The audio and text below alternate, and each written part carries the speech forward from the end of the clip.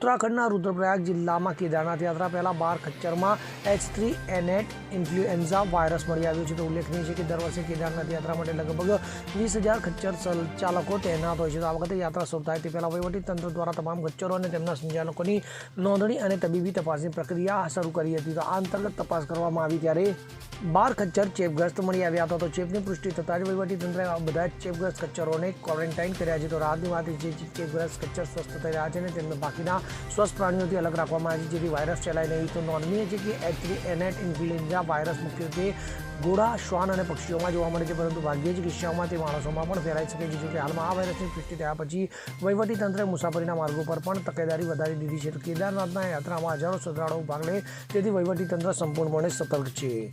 Bureau report, CN24 news.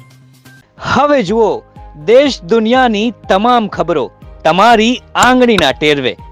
ઉઠાવો mobile અને Google play store પરથી ડાઉનલોડ કરો અમારી CN24 ન્યૂઝ મોબાઈલ એપ.